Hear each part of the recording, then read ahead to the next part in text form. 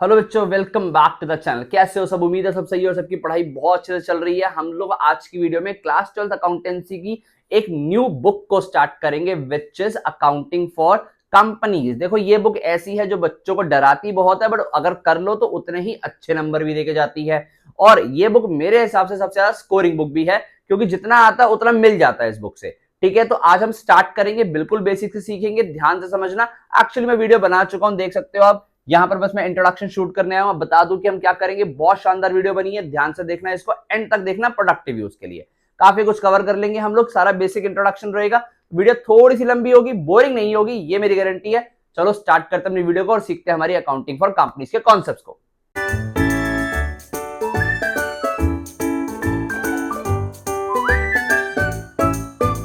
हाँ बच्चों, हम बात कर रहे हैं हमारी अकाउंटिंग फॉर कंपनीज की। फाइनली एक बुक जो कि बहुत ही इंपॉर्टेंट है, बहुत ही इजी है। बच्चों में एक अजीब ही हवा क्रिएट है, यार पता नहीं इस बुक में क्या है, पर ट्रस्ट मी बेटा, यहां से पढ़ोगे, तुम्हें अगर इस बुक में कोई दिक्कत रह जाती है तो उसका जिम्मेदार मैं हूं। प्रॉपरली समझ आएगी, बस तुम्हें पूरी वीडियो अच्छे से देखनी है और अच्छे से समझनी है। देखो क्या कह रहा है अकाउंटिंग फॉर कंपनीज बुक की। ये हमारी वॉल्यूम 2 बोली जाती है, कि हमारे पास क्लास 12th अकाउंटेंसी में वॉल्यूम 2 है, और पेपर के अंदर आपको ये 16 से 20 नंबर के आसपास दे के जाती है। देखो, एक अच्छी खासी वेटेज है बुक की, और बहुत आसान भी, और बहुत ही आसान भी है। ये 16 से 20 नंबर लेना कोई बड़ी बात नहीं है। बात करें अकाउंटिंग फॉर कंपनीज, तो देखो हम यहाँ कंपनी की बात कर रहे हैं। कंपनी कौन सी है? देखो, याद करो, जब आप छोटे छोटे से बच्चे हुआ करते थे 11th क्लास में, तो आपने एक सेकंड चैप्टर पढ़ा था, फॉर्म्स ऑफ बिजनेस ऑर्गेनाइजेशन। उसके अंदर आपने पढ़ा था कि बिजनेस को किस किस तरीके की फॉर्म में किया जा सकता है। हमने पढ़ा था बिजनेस को किया जा सकता है एक फॉर्म में, सोल प्रोप्राइटरशिप में, एचयूएफ में, कोऑपरेटिव सोसाइटीज में, फिर यहाँ पर पार्टनरशिप में पढ़ा था, और फिर एक हम पढ़ा था, हमने याद करो क्या, जॉइंट स्टॉक कंपनीज के बारे में। यहां पर हम उन्हीं कंपनी की बात कर रहे हैं, यानी यहां पर हम लोग जॉइंट स्टॉक कंपनी की बात कर रहे हैं। कंपनी, जॉइंट स्टॉक कंपनी जो कहां पर डिफाइन की होती है सर? वो कंपनीज एक्ट 2013 में डिफाइन की होती है, और कंपनीज एक्ट 2013 के सेक्शन 2 सबसेक्शन 20 में लिखा हुआ है। ये आपको याद करने की जरूरत नहीं है, बट इसमें क्या लिखा हुआ है कि कंपनी क्या होती है। Company means a company incorporated or registered under this act or any previous company law। ठीक है, और under any previous company law, यानी कंपनी एक वो कंपनी होती है जो इस एक्ट के अंदर, किस एक्ट के अंदर, इसमें रजिस्टर्ड होगी या इससे पहले वाले किसी एक्ट में रजिस्टर्ड होगी। सर इसका क्या मतलब हुआ? कंपनी का मीनिंग तो समझ ही नहीं आया बेटा, देसी लैंग्वेज में सुनो। Company means association of persons जो मिलके एक बिजनेस करने की सोचते हैं, यानी कुछ लोग मिलते हैं, बिजनेस करने की सोचते हैं और अपनी ऑर्गेनाइजेशन को इस एक्ट में रजिस्टर करवा लेते हैं, उसको कंपनी बोला जाता है। ठीक है जी। अच्छा सर, फिर हम इसमें कंपनीज के बारे में पढ़ने वाले हैं इस बुक के अंदर? बेटा नहीं, इस बुक में ना यही एक प्रॉब्लम है, इसके अंदर ना नाम तो इसका अकाउंटिंग फॉर कंपनीज है, बट कंपनीज के बारे में कुछ नहीं बताता। ये बताता है कंपनी के वो वाले एक्सपेक्ट जहां से ना कंपनी फंड रेज करती है। याद करो, बचपन में पढ़ा था, कंपनी ना फंड रेज करती है ओनर्स फंड के थ्रू, और कौन से फंड के थ्रू सर? बोरोवर्स फंड के थ्रू। हम ना यहाँ पर इस बुक के अंदर ओनर्स और बोरोवर्स फंड की बातें ही करने वाले हैं। देखो, जब ओनर्स फंड के थ्रू कंपनी पैसा रेज करती है ना, तो उसको बोला जाता है इशू ऑफ शेयर कैपिटल, यानी शेयर कैपिटल से पैसा रेज करना। बोरोवर्स फंड में कंपनी का एक सोर्स होता है डिबेंचर, यानी इशू ऑफ डिबेंचर्स करके। आपकी बुक में 2 चैप्टर है, फर्स्ट चैप्टर ये है, सेकंड चैप्टर ये है। पेपर के अंदर अराउंड 10 से 12 नंबर ये वाला चैप्टर दे देता है। ठीक है, आपको 4 से 6 या कभी कभी 8 नंबर भी, 4 से 8 नंबर के बीच में ये डिबेंचर्स चैप्टर दे देता है। तो इस तरीके से चैप्टर जो है हमारे बटे हुए हैं बुक के अंदर 2 चैप्टर। पहला चैप्टर आता है हमारे पास अकाउंटिंग फॉर शेयर कैपिटल। थोड़ी सी कंपनी की और बातें कर ले। अगर हम कंपनी की बातें करें तो हमारे पास जो कंपनी है वो कितने तरीके की हो सकती है सर? एक हो सकती है हमारे पास ओपीसी, यह है 1 पर्सन कंपनी। फिर हो सकती है एक प्राइवेट कंपनी, फिर हो सकती है एक पब्लिक कंपनी। मैं बेटा आपको बता दूं कि इसमें से हम जो पढ़ रहे हैं ना, पब्लिक कंपनी के बारे में पढ़ रहे हैं। क्यों सर? क्योंकि ना हम जो काम करेंगे वो शेयर्स को पब्लिक को इशू करेंगे। पब्लिक को शेयर इशू करना सिर्फ इसी कंपनी को अलाउड होता है, इन दोनों को प्रोहिबिट होता है। ठीक है, हम इसके बारे में पढ़ेंगे। पब्लिक कंपनी वो कंपनी जिसके अंदर मिनिमम 7 मेंबर्स होते हैं, और मैक्सिमम, इसमें मैक्सिमम मेंबर्स की कोई लिमिट नहीं होती, इनफाइनाइट हो सकते हैं। प्राइवेट कंपनी वो कंपनी जिसमें मिनिमम कितने मेंबर्स होते हैं सर? 2 होते हैं, मैक्सिमम कितने हो सकते हैं? 200 हो सकते हैं। ओपीसी तो नाम से ही कह रहा है 1 पर्सन कंपनी, एक मेंबर होगा मिनिमम। ठीक है जी। हम किसकी बातें करेंगे? पब्लिक कंपनी के लिए। यानी पब्लिक कंपनी ने पैसा रेज करना है 2 तरीके से, शेयर कैपिटल के थ्रू या फिर डिवेंचर्स के थ्रू। अब ये शेयर कैपिटल जो है ना, ये हमारी मेन गेम है। शेयर कैपिटल क्या है, क्या होता है, ध्यान से समझना बेटा। हमारा फर्स्ट चैप्टर भी इस बुक का यही है, अकाउंटिंग फॉर शेयर कैपिटल। और अगर आपने इस चैप्टर पे, इस पर्टिकुलर टॉपिक पर कंट्रोल बना लिया तो बेटा पूरी क्लास 12 अकाउंटेंसी पे आपका कंट्रोल बना हुआ है। ध्यान से देखो जी क्या कहता है। अगर हम आगे बढ़े, हमारा फर्स्ट चैप्टर जो है issue of share capital. Share capital क्या है, देखो ध्यान से सुनना बेटा। इशू ऑफ शेयर कैपिटल का मतलब है कि आप पैसा रेस करना चाहते हो शेयर कैपिटल के थ्रू, और मैंने आपको बताया था कि ये ना ओनर्स फंड है। सर ओनर्स फंड है यानी जो पर्सन मेरे शेयर्स को बाय करेगा वो मेरा ओनर बन जाएगा। बिल्कुल बेटा, कंपनी का ओनर होगा, उतना हिस्सेदारी कंपनी की उसकी हो जाएगी। इसका मतलब क्या हुआ, फिर सर बताओ बताओ शेयर्स होता क्या। ध्यान से सुनना बेटा। सपोज कंपनी को ना 10 लाख रुपए की जरूरत है और कंपनी के पास ना 10 लाख रुपए रेस करना है। कंपनी आपके पास आती है, बोलती है लाओ जी 10 लाख रुपए दे दो, हमें बिजनेस करना है। ठीक है जी, पब्लिक कंपनी है एक, आपके पास आई 10 लाख रुपए मांग रही है। सर देखो 10 लाख ना अब एक साथ मिल पाना बहुत मुश्किल। मैं क्या करूंगा, मेरे 10 लाख रुपए की, यानी ये मेरी कैपिटल है, मेरी कंपनी में इतनी कैपिटल लगा के बिजनेस स्टार्ट होना है। मैंने इस 10 लाख रुपए की टोटल कैपिटल को ना स्मॉल डिनोमिनेशन, स्मॉलेस्ट डिनोमिनेशन में बांट दूंगा। 10 रुपए से बांटा तो इसके हिस्से बन गए, यानी मैं कह सकता हूं मेरी कंपनी के 1 लाख हिस्से बन गए और हर हिस्से की कीमत कितनी है, 10 रुपए। तो इस तरीके से मेरी कंपनी की 10 लाख रुपए वैल्यू हो गई। यानी I can say that my company has 1 lakh shares. हिस्सों को इंग्लिश में शेयर ही तो बोलते हैं बेटा। 1 लाख शेयर्स ऑफ ₹10 ईच, तो वैल्यू बन गई कंपनी की शेयर कैपिटल की कितनी, 10 लाख रुपए।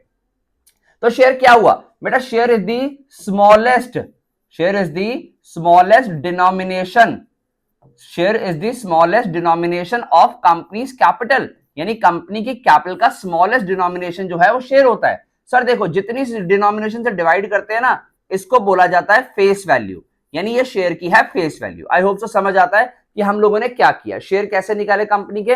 कंपनी ने 10 लाख रुपए रेस करना था और कंपनी ने 10 लाख रुपए की कैपिटल को डिवाइड कर दिया 10 से स्मॉलेस्ट डिनोमिनेशन से, 1 लाख नंबर ऑफ शेयर्स आ गए। सर इसको ओनर्स फंड क्यों बोला जा रहा था, क्योंकि बेटा ये कंपनी का ना ओनर्स फंड का पैसा है, यानी इतना पैसा कंपनी के मालिकों ने लगाना था। तो अगर आप सबने मिलके 1 लाख शेयर्स बाय कर लिए, हर शेयर 10 रुपए का था, 10 लाख लगा दिए, तो आप सब कंपनी के ओनर्स बन गए। That mean this is the owners capital, यानी कि ओनर्स फंड। अगर आप लोगों ने एक बहुत चर्चित शो जो टीवी पे आ रहा है आजकल, जिसका नाम है शार्क टैंक इंडिया, वो देखा है, तो वहां से आपको ये समझ भी आ जाएगा। ओके जी, कि इक्विटी क्या होता है, ऑल तो समझ आ जाएगा इक्विटी क्या होता है। वहां पर आप देखोगे तो आप प्रैक्टिकल एप्लीकेशन सीख पाओगे इसकी। ठीक है जी, आगे बढ़ते हैं। हमने शेयर्स का मीनिंग समझ लिया, यानी अगर आप एक कंपनी के शेयर खरीदोगे तो उतने हिस्से के मालिक बन जाओगे। समझ आता है जी। आगे आएंगे, आगे है हम जो शेयर्स को इशू करते हैं वो कैसे कैसे कर सकते हैं। बहुत इंपॉर्टेंट टॉपिक है, ध्यान से सुनना बेटा।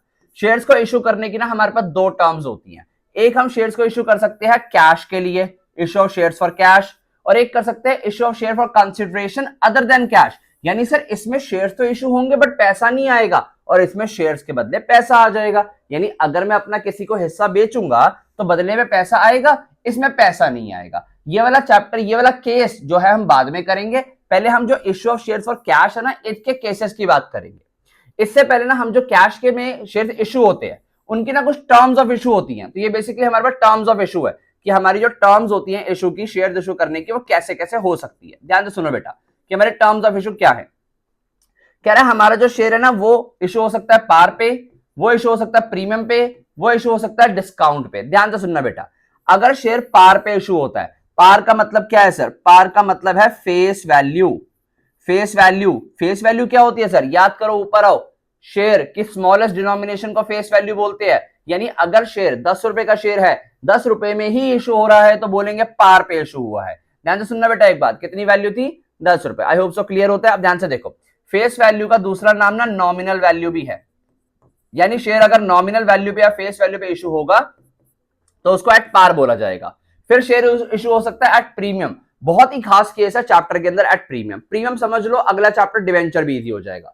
प्रीमियम का क्या मतलब है, प्रीमियम का मतलब होता है मोर देन फेस वैल्यू। यानी यहां पर हम बात कर रहे हैं मोर देन फेस वैल्यू की, यानी जब आप अपना शेयर फेस वैल्यू से ज्यादा में बेच सकते हो। सर फेस वैल्यू तो कितनी थी, याद करो ऊपर वाले केस में हमने फेस वैल्यू 10 की निकाली थी, यानी सर 10 से ज्यादा में बेच सकते हो शेयर। क्या ऐसा नहीं होता कि आप अपना प्रोडक्ट जितने का है उससे महंगा बेच पाओ? सर ऐसा तो तभी होता है जब मार्केट में ना मेरी गुडविल बहुत अच्छी हो, यानी इस कंपनी की गुडविल बहुत अच्छी है। कंपनी कहती है मेरे एक हिस्से की कीमत है तो 10 रुपए, पर मैं मेरा हिस्सा जो है वो 15 में बेचूंगी, लेना है तो लीजिए नहीं तो मत लीजिए। और कंपनी क्या कह रही है कि अगर आप 15 में मेरा हिस्सा लोगे ना तो 10 रुपए तो वो है जो आपको मैं कंपनी का ओनर बनाऊंगी, जो 5 है ना, उसके लिए कोई ओनर नहीं बनोगे, वो तो आप अपनी मर्जी से अपने लालच से मुझे एक्स्ट्रा दे रहे हो। प्रीमियम का यही मतलब है, यानी प्रीमियम का मतलब more than face value, but this becomes income of the company, this is the capital of the company. तो कंपनी कह रही है 15 में से 10 की कैपिटल बनेगी और 5 का प्रीमियम यानी कि इनकम बनेगी। ओके, अभी हम प्रैक्टिकल एप्लीकेशन भी देखेंगे। बस प्रीमियम का मतलब क्या हो, जब कंपनी अपना शेयर अपनी फेस वैल्यू से महंगा बेच सकती है। आई होप सो समझ आता है। आगे बढ़ते हैं। देखो फिर है हमारे पास एट डिस्काउंट। डिस्काउंट का मतलब क्या होता है सर, फेस वैल्यू से सस्ता शेयर बेचना, यानी फेस वैल्यू से शेयर गिरा के बेचना। बट अनफॉर्चुनेटली ये ना हमारे कंपनीज एक्ट ने ही अकाउंटिंग फॉर शेयर कैपिटल से प्रोहिबिट कर दिया है, यानी कि हम लोग डिस्काउंट पे शेयर इशू करना नहीं सीखेंगे, क्योंकि हमारे कंपनीज एक्ट में ही नहीं है। आपकी बुक में नहीं है बेटा, कंपनीज एक्ट से ही हट गया, तो इसीलिए आगे जाके भी आपको shares of issue of shares discount का टॉपिक नहीं मिलने वाला। तो हमने देख लिया हमारी टर्म्स ऑफ इशू हो सकती है कि एट पार पे कर सकते हैं, एट प्रीमियम पे कर सकते हैं और डिस्काउंट पे कर सकते हैं। ठीक है सर, ये तो पढ़ लिया हमने।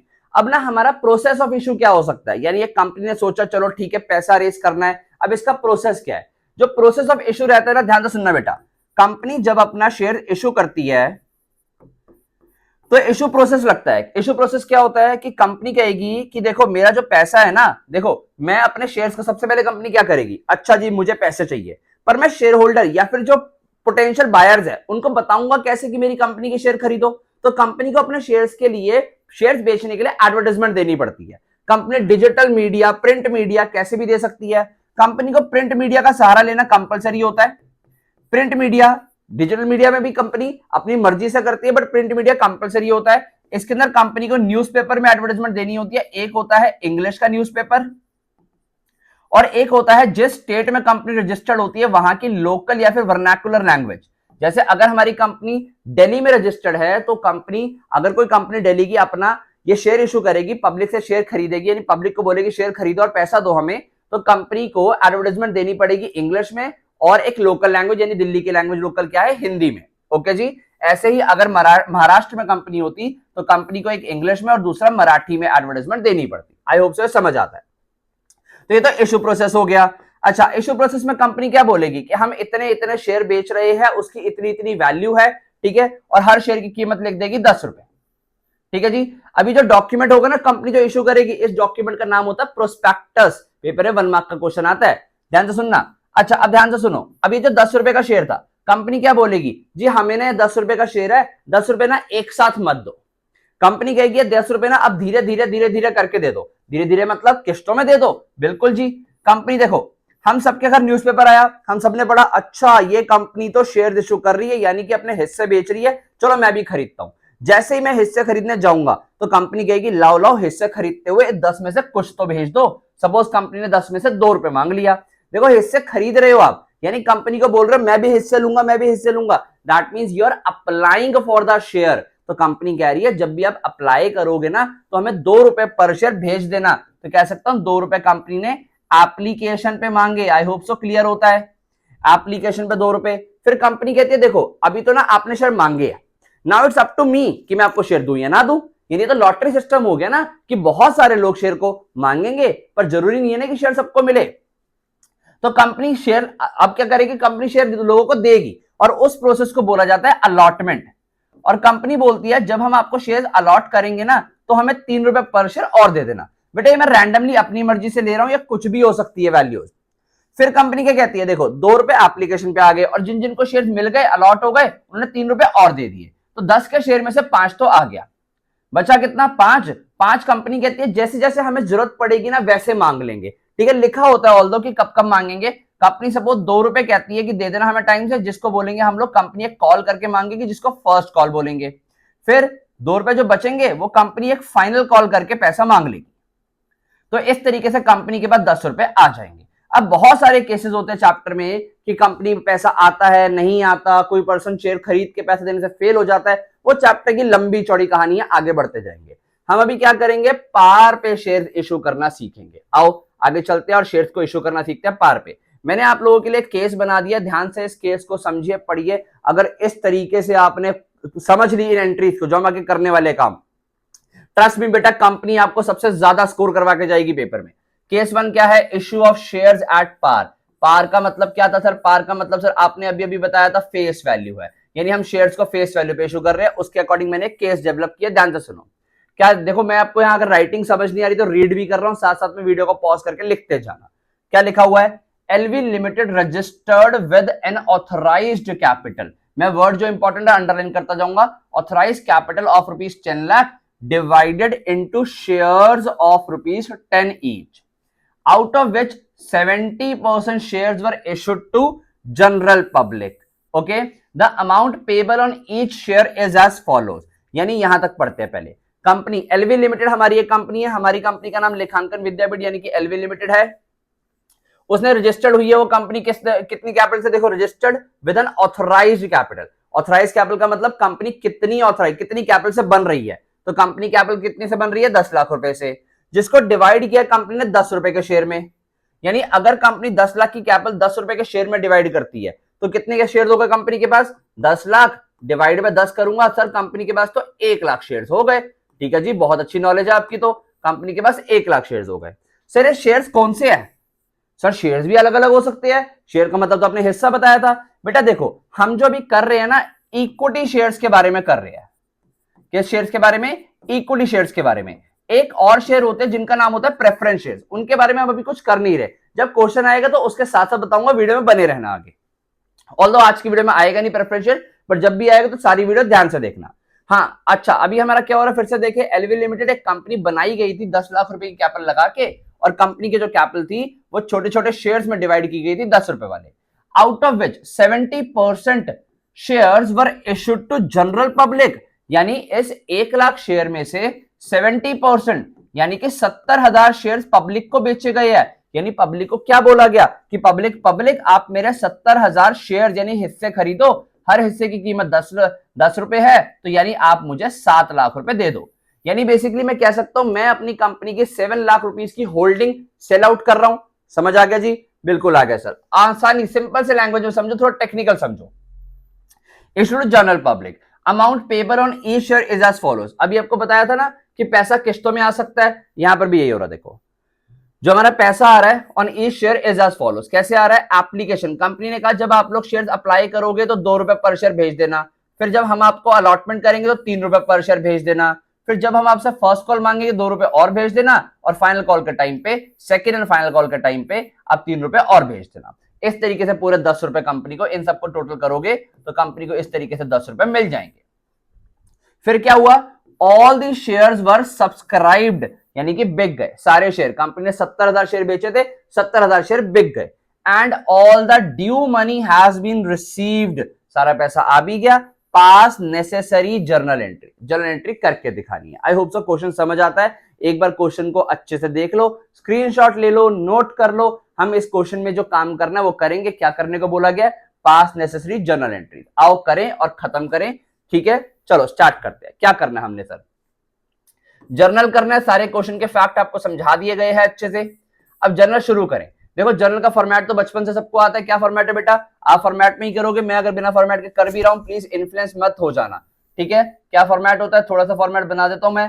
ठीक है, आई होप सो सबको याद है फॉर्मेट, यही फॉर्मेट होता है ना हमारे पास जर्नल का। यहां पर एक LF का कॉलम है, भूलना नहीं, फिर हमारे पास यहां पर एक डेट आ जाती है। ठीक है, और ये बीच में हमारा पर्टिकुलर्स होता है।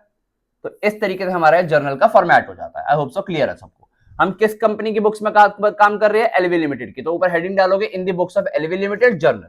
ठीक है, डेट, पर्टिकुलर्स, LF, डेबिट और क्रेडिट, ये हमारा डेबिट का कॉलम है, ये डेबिट का, क्रेडिट का कॉलम है, अमाउंट। अब सबसे पहले क्या होगा, जब आप लोगों ने एडवर्टाइजमेंट पढ़ी होगी कंपनी शेयर इशू कर रही है, तो फिर आप लोगों ने शेयर्स खरीदने के लिए अप्लाई किया होगा। अप्लाई करने का मतलब कंपनी को बोला होगा मुझे शेयर दे दो, मुझे शेयर दे दो, मुझे शेयर दे दो, और एप्लीकेशन पे कंपनी ने जितना जितना पैसा मांगा है वो भेज दिया होगा। यानी सबसे पहले कंपनी के पास पैसा आया होगा, क्योंकि कंपनी के पास अप्लाई किया होगा लोगों ने, तो कंपनी बैंक अकाउंट डेबिट करेगी। जब पैसा आएगा तो क्या कॉरस्पॉन्डिंग लायबिलिटी नहीं बनाएंगे, यानी bank account debit to share application. Sir ये क्या कर दिया आपने, समझाओ थोड़ा सा बेटा, ध्यान से समझना मैंने क्या किया। पहले इसकी नरेशन लिख देता हूं, बीइंग एप्लीकेशन मनी रिसीव्ड, यहां पर मुझे एप्लीकेशन मनी रिसीव हुई है। देखो मैंने किया क्या, लोगों ने जब अप्लाई किया, मुझे शेयर्स के लिए पैसा भेजा, यानी कितना पैसा भेजा, मेरे सारे शेयर्स बिक गए 70,000, और एप्लीकेशन पे मैंने कितना पैसा मांगा था, ऊपर देखो बेटा 2 रुपए मांगा था, 70,000 मल्टीप्लाई 2 यानी मुझे 1,40,000 रुपए का अमाउंट रिसीव हो गया होगा। अब ध्यान से सुनो मैंने किया क्या, जब मेरे को पैसा मिला तो मेरे को जो अमाउंट रिसीव हुआ मैंने बैंक में डेबिट कर दिया। क्यों बैंक में डेबिट किया, क्योंकि सर मेरी एसेट क्रिएट हुई, एसेट जब बनती है डेबिट होती है। ध्यान से लॉजिक मत भूलना। हाँ बेटा हम पढ़ रहे थे कि एसेट जब बनती है डेबिट होती है। अब देखो अगर आपके पास पैसा आया तो पैसा आपका नहीं है, लोगों ने इन्वेस्ट किया तो वापस भी तो करना है, तो उन लोगों के लिए कॉरस्पॉन्डिंग लायबिलिटी बनानी पड़ेगी। तो मैंने लायबिलिटी बनाई है किस नाम से, शेयर एप्लीकेशन के नाम से। बेसिकली मैं कह सकता हूं लायबिलिटी में मैंने क्रेडिटर बनाया है, क्योंकि पैसा दिया है उन्होंने मुझे तो मेरा कर्जा बन गया ना, तो मेरे क्रेडिटर क्रिएट हुए शेयर एप्लीकेशन के नाम से। This is the first entry with the logic. अब हम सेकंड एंट्री क्या करेंगे, ध्यान से समझना बेटा। सेकंड एंट्री क्या होगी, हमारी जो सेकंड एंट्री होगी वो ना, ये जो हमें एप्लीकेशन का पैसा मिला है हम ना इसको खत्म कर देंगे डेबिट करके। सर अभी तो हमने क्रेडिट किया, आप डेबिट कर रहे हो, शेयर एप्लीकेशन अकाउंट में डेबिट कर दूंगा। सर ऐसा क्यों कर रहे हो, ध्यान से बेटा लॉजिक सुनना। शेयर एप्लीकेशन अकाउंट को डेबिट करने का लॉजिक ये है कि मेरे को एप्लीकेशन है, फिर कल को अलॉटमेंट आएगी, फिर फर्स्ट कॉल भी आएगी, फिर सेकंड एंड फाइनल कॉल भी आएगी, यानी मैं इतनी सारी लायबिलिटीज बनाऊंगा। मैं ना इतनी सारी लायबिलिटी बना के एक जेन्युइन लायबिलिटी बनाऊंगा, यानी ये वाली टेम्पररी लायबिलिटी थी इसको खत्म करके जेन्युइन लायबिलिटी बनाऊंगा with the name of share capital. और इस नरेशन का, इस एंट्री की नरेशन लिखूंगा बीइंग एप्लीकेशन मनी एडजस्टेड। मैंने यहां क्या किया है, एप्लीकेशन मनी को एडजस्ट कर दिया। आई होप तो समझ आता है। कितना अमाउंट एडजस्ट किया सर, 1,40,000 जो मुझे एप्लीकेशन पे रिसीव हुआ था वो अमाउंट मैंने एडजस्ट कर दिया। आई होप से ये क्लियर होता है सबको। ठीक है बेटा, इसके सामने का अमाउंट ये रहा 1,40,000। सर हमने कौन सा काम कर दिया, हमारे पास एप्लीकेशन आ गई, ये वाला काम कर दिया। अब नेक्स्ट क्या काम है हमारा, अलॉटमेंट का, यानी अब हम लोगों को अलॉटमेंट देंगे। ध्यान से सुनो बेटा, अब आप लोगों को अलॉटमेंट दोगे, यानी लोगों को शेयर अलॉट करोगे। अलॉट करने के लिए क्या करोगे, कंपनी क्या करेगी, फोन करेगी, हाँ सर आपको शेयर मिल गए, हाँ सर आपको शेयर मिल गए, लाओ लो पैसा भेजो जो अलॉटमेंट पे देना था। कितना देना था अलॉटमेंट पे, 3 रुपीज पर शेयर, यानी कंपनी अब लोगों से 3 रुपीज पर शेयर मांगेगी। जब कंपनी लोगों से शेयर मांगेगी तो पहले कंपनी क्या करेगी, डेटर बनाएगी, लोग पैसा देंगे। किस नाम से, कंपनी लोगों से पैसा मांगेगी और बोलेगी पैसा दो अलॉटमेंट के लिए, और जो लोगों ने पैसा देना उनको अलॉटमेंट के नाम से बना देगी डेटर। अब एक बात बताओ, कंपनी पैसा लेगी, देखो हमने डेटर बनाया, डेटर हमारा एसेट होता है, तो यानी कंपनी ने एसेट क्रिएट करी। पर कंपनी जब पैसा लेगी तो क्या कंपनी पैसा वापस नहीं करेगी, सर बिल्कुल करेगी, करना ही पड़ेगा, कंपलसरी है। तो यानी कॉरस्पॉन्डिंग लायबिलिटी भी बनानी पड़ेगी, और लायबिलिटी बन जाएगी शेयर कैपिटल के नाम से। यानी मैंने एक एसेट क्रिएट करी, ठीक है, ये मेरी एसेट थी, तो उसके लिए कॉरस्पॉन्डिंग लायबिलिटी भी बना ली शेयर कैपिटल के नाम से। ठीक है, समझ आता है। यानी कितना अमाउंट, सर 70,000 शेयर थे, एप्लीकेशन पे अलॉटमेंट पे 3 रुपए लेना है, यानी यहाँ पर 2,10,000 रुपीज मैंने रिसीव कर लिया। वीडियो को आराम से दो बार सुन लो, सारे लॉजिक क्लियर कर रहा हूं, समझने वाली बात है, बेसिक से पढ़ा रहा हूं अच्छे से। फिर इसकी नरेशन क्या करेंगे सर, इसकी नरेशन लिखेंगे हम बीइंग अलॉटमेंट मनी, जो हमने अलॉटमेंट मनी किया है वो ड्यू किया है, साथ साथ लिखते जाना हमने अलॉटमेंट मनी ड्यू किया है। अब नेक्स्ट में फॉर्मेट फॉलो नहीं कर रहा, बट यही फॉर्मेट रहेगा, ध्यान से सुनना बेटा। अब नेक्स्ट एंट्री क्या होगी, जब हमने अलॉटमेंट ड्यू किया तो अब लोग पैसा देना शुरू करेंगे, यानी मांग लिया तो अब लोग देंगे। जब लोग पैसा देंगे तो हमारे बैंक में पैसा आ जाएगा, यानी हमारा बैंक अकाउंट जो है वो डेबिट हो जाएगा। और ये जो डेटर बनाया था आपने अलॉटमेंट के नाम से, ठीक है, अलॉटमेंट डेटर बनाया था ना, उन लोगों ने पैसा दे दिया, तो वो वाली अलॉटमेंट जो है, वो जो डेटर है आपका वो खत्म हो जाएगा, यानी शेयर अलॉटमेंट अकाउंट जो है वो क्रेडिट हो जाएगा। डेटर एसेट खत्म हो रही है आपकी, खत्म हो रही तो क्रेडिट होती है। इसकी नरेशन लिखेंगे being allotment money received. I hope so समझ आता है, अलॉटमेंट मनी रिसीव कर लिया हमने यहाँ पे। ठीक है जी, क्लियर है। कितना मैंने रिसीव किया सर, जितना मांगा था उतना ही रिसीव कर लिया, 2,10,000 रुपए। आई होप सो यहां तक कोई डाउट नहीं होता। वीडियो को आराम से रिवाइंड करके दोबारा देख लो, कोई डाउट नहीं रहना चाहिए बेटा। ठीक है, अब इसके बाद क्या करेंगे सर, इसके बाद हमने अलॉटमेंट तक का काम तो हो गया, अब हमें जरूरत पड़ेगी फर्स्ट कॉल की। देखो अलॉटमेंट तक का पैसा मांग लिया, अब हमें फर्स्ट कॉल की जरूरत पड़ेगी, फाइनल कॉल की जरूरत पड़ेगी, तो पहले हम फर्स्ट कॉल मांग लेते हैं। फर्स्ट कॉल मांगने की एंट्री क्या करोगे, जैसे अलॉटमेंट के टाइम पे डेटर बनाया था, फर्स्ट कॉल के टाइम पे आप फिर से डेटर बना लोगे। किस नाम से, ध्यान से देखो यहां पर क्या लिखा हुआ, शेयर फर्स्ट कॉल। तो यहां आ जाएगा हमारे पास share first call account debit to share capital. ठीक है, share first call account debit to share capital. क्या नरेशन लिखेंगे? Being first call money due. आपने यहां पर मनी ड्यू करवाया। कैसे ड्यू करवाया सर? ध्यान से सुनो। हमने 70,000 शेयर पर फर्स्ट कॉल से 2 रुपए ड्यू करवा लिए। सर ड्यू करवाने का मतलब क्या हुआ बेटा? जब ड्यू करवाया आपने इनको डेटर बनाया, यानी एसेट डेटर क्रिएट हुआ, और एसेट या डेटर जब बनता है, डेटर हमारी एसेट होता है, जब एसेट बनता है डेबिट होता है, कॉरस्पॉन्डिंग लायबिलिटी बना ली। लायबिलिटी जब क्रिएट होती है क्रेडिट होती है। समझ आया कितना? 70,000 मल्टीप्लाई 2, यानी आपने पैसा मांग लिया 1,40,000 रुपए। आई होप से समझ आता है आपको कि हमने 1,40,000 यहां पर डिमांड कर लिया। नेक्स्ट एंट्री में क्या होगा? बैंक में पैसा आ जाएगा, यानी बैंक अकाउंट डेबिट हो जाएगा, और ये जो फर्स्ट कॉल थी ये यहां खत्म हो जाएगी, share first call account. I hope so clear होता है ये। ठीक है जी। यहां पर नरेशन क्या लिखेंगे? Being first call money received. ये हमें पैसा जो है वो मिल गया। आई होप सो क्लियर होता है ये। ठीक है जी। कितना? जितना मांगा था 1,40,000 मांगा था, और हमें 1,40,000 ही मिल गया। जैसे हमने फर्स्ट कॉल मांगी और रिसीव हो गई, वैसे अब हम लोग क्या करेंगे सर? अब हम लोग फाइनल कॉल मांगेंगे। फाइनल कॉल मांगेंगे तो यानी फाइनल कॉल को ड्यू करवाएंगे। एंट्री हो जाएगी शेयर, आप यहां पूरा लिखेंगे बेटा, मैं शॉर्ट फॉर्म यूज कर रहा हूं बेटा, पूरा लिखेंगे। Share final call account debit to share capital. देखो अपना प्रोसेस मत बूझो। पहले क्या करना है हम लोगों ने? पहले यहां पर हमने ड्यू करवाना है, फिर रिसीव करना है। ये एंट्री ड्यू की है। फिर से मैंने फर्स्ट कॉल या फाइनल कॉल को क्या किया सर? सेकंड फाइनल कॉल जो थी उसको मैंने यहां पर डेटर बनाया। नरेशन क्या लिखेंगे? Being second final call money due. फिर रिसीव कर लेंगे बैंक अकाउंट डेबिट, और ये जो डेटर बनाया इस डेटर को खत्म कर देंगे टू शेयर फाइनल कॉल। समझ आता है जी? हाँ जी सर बिल्कुल आता है। कितना सर? हमारे पास देखो 70,000 शेयर पर लास्ट हमने फाइनल कॉल का 3 रुपए मांगना था, तो 70,000 मल्टीप्लाई 3, 2,10,000। मैं भी आपको दिखा भी देता हूं कि 2,10,000 मांगा, और हमें लिखा था कि all the due money has been received ना, यानी सारा पैसा आ गया। जितना बार पैसा ड्यू करवाया आ गया। ये हुई आपकी एंट्री। ध्यान से सुनिए बेटा, हमने क्या एंट्री करी है? आई होप सो क्लियर होता है। फाइनल कॉल पे 3 रुपए मांगना था, हमने सारा पैसा मांग लिया। तो ये था आपके पास एक केस कि हम लोग शेयर्स को पार पे कैसे इशू करते हैं। आज की वीडियो के लिए इतना ही करेंगे। नेक्स्ट वीडियो में हम देखेंगे कि हम प्रीमियम पे शेयर्स को कैसे इशू करते हैं, और इस चैप्टर के आगे एक फ्लो में चल जाएंगे। आई होप सो समझ आता है। देखो बहुत इंपॉर्टेंट वीडियो, दोस्तों के साथ शेयर कर दो, वीडियो को लाइक कर दो, और प्लीज कमेंट में बता के जाना तुम्हें अगर वीडियो अच्छी लगी तो। मैं मिलता हूं तुम्हें नेक्स्ट वीडियो में बहुत ही जल्दी, इस वीडियो के सेकंड पार्ट के साथ। थैंक यू बेटा।